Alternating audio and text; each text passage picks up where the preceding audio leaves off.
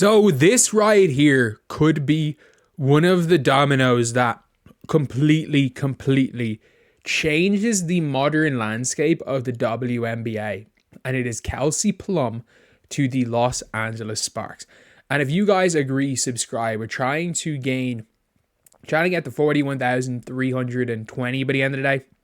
We're 9 subscribers off. It would be absolutely incredible. Like, our goal was only 41,000 by the end of the month. We've already hit that. So we got to talk about Kelsey Plum and what team the Sparks are going to come out with next year. So my prediction is we're going to see depth getting sent to Seattle. So Plum to the Sparks, Lloyd to the Aces. And if Kelsey Mitchell's not available, if they want to go like for like, it's the best option, to be honest, going for Kelsey Plum. But you've then got whatever the Sparks get. And a lot of people are saying the number 2 pick is going to be involved. If the number 2 pick was going to be involved, this trade would have already been done. There is no way in hell that the Seattle Storm would, or not Seattle Storm, the Sparks would give up the number 2 pick in what is going to be the best value draft ever based on rookie contracts in comparison to the max contract. The best ever. First round picks in 2025 are gold dust. Trade it for a 30-year-old Kelsey Plum. Like, Kat Copper was the 3rd pick last year, and it was a better draft last year. Or was it a better, would it even have been a better draft? I don't even know if Camila Cardoso is a better prospect than Olivia Miles.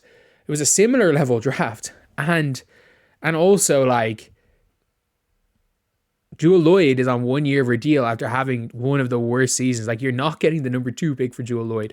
You stopped talking to Chicago because they wouldn't give you 3. What I'm guessing is it's going to be something like Ari McDonald, Ray Burrell, and the 13th pick.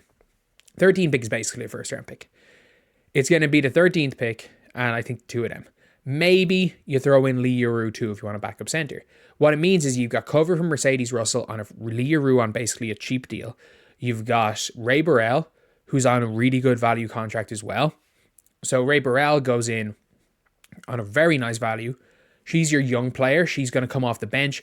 It allows you to get rid of Gabby Williams. It allows you to get assets for Gabby Williams, move Jordan Horston into the starting spot, and maybe start Ray Burrell.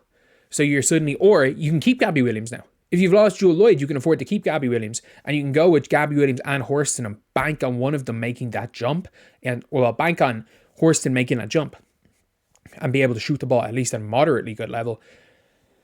And then you've got Skylar and just defense. You've got screw the 3 ball. Let's play all defense lineup. And then you've got like Ray Burrell, Yuru, maybe Ari McDonald as well as in that trade.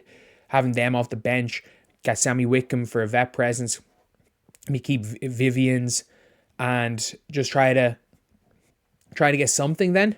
To get something then off the bench. But for the Los Angeles Sparks, this is going to be huge because the team's more than likely going to go out next season with, I don't know what they're going to do bench-wise, but you're going to have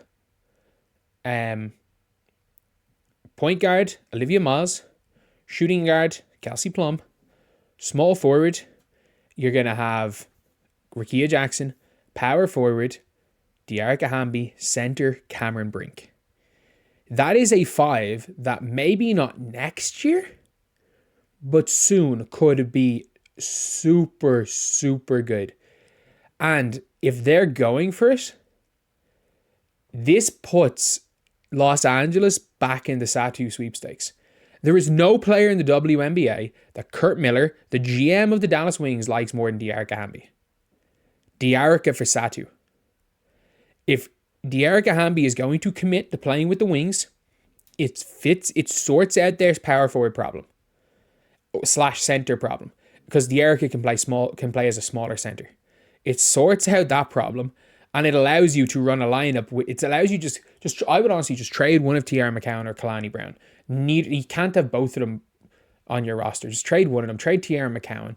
She's only got a 1 year deal. Kalani Brown's on a better deal because she is signed. She's one of the 2 players signed through to 2027. But if I was the Wings, I would try trade off Tiara McCowan just to get anyone. And I would go and play Seegers at the 4, Dearica Hamby at the 5, JC at the 3. JC at the 3, Paige and Enrique. With 3 decent ball handlers, I like that team. I like that Wings team. And you never know, the Sparks could end up going with this like screw defense, let's go all offense with Olivia Miles maybe running the show for what is a faster paced offense than what the Fever are going to do, a more firepower offense. Like Cameron Brink, Satu Sabali, Rickea Jackson, Kelsey Plum, and Olivia Miles. You go 5 out, and you've got, it doesn't really matter. You can play, if you've got a good coach, you can play defense to just send people into Cameron Brink. I know she picks up some fouls. And then it becomes easier to pick up bench players when you've got a playoff level starting 5. And then suddenly it's like, you've got a young playoff level starting 5 who a lot of them are on good deals. And yeah, like the Sparks are back in the Satu sweepstakes now. Because Satu's not going to go to a team that sucks. When you add Kelsey Plum, you add the number 2 pick and probably Olivia Miles, who is a point guard, and you're in LA. Like, I saw it on YouTube, someone predicting Sparks as having the best trade package for Satu in just a straight up Diarca Hamby swap. And if you're Kurt Miller, I think he'll do that. I think he'll do that because the Wings aren't trying to tank. The Wings are trying to win right now.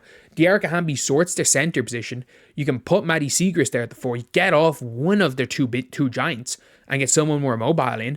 Maybe you can try find a power forward that you can get for a Tiara McCown. There's going to be teams that will want a Tiara McCown. You can get something for her. And yeah, it's like the Dallas Wings suddenly are an interesting team, not rebuilding and going for it next year. And then the Sparks suddenly just become interesting. Do I think they're going to be contenders? No, but they're going to be fun. They're going to be one of those teams where I'm like, I'm going to go and watch them. So when big market teams are good, it's a lot of the time good for the sport. But I do think the Kelsey Plum trade to the Seattle, or sorry, not to the Seattle Storm, in the 3-team trade to the Sparks could be the catalyst for these Sparks to potentially win the championship in 2027. I'm not counting out. In 2027, I am not, like, they're not winning it next year. I am not counting out Olivia Miles, Cameron Brink, and Rickea Jackson. Like, with Kelsey Plum and Satu or Diarca Hamby, I'm not counting out that team in 2027. Like, I don't think they win next year, but I think they have a Fever-esque year where they start off poorly and by the All-Star break, they're getting better, and then they do scrape it into the playoffs, losing the first round. Like, I think it's like the way we look at the Fever now. If you can add Olivia Miles to the 2 they already have last year, and Rickea and Cameron Brink keep improving at the rate they have been, well, Rickea does, and Cameron Brink steps it up, and you add Olivia Miles to that group, that's one of the best, that's as good a young core as any. Like, they could be scary. And the Kelsey Plum to the Sparks move could be the first domino in the Sparks eventually becoming, if not champions, having the best young core in the entire WNBA by 2027. But anyway, I'll see you guys.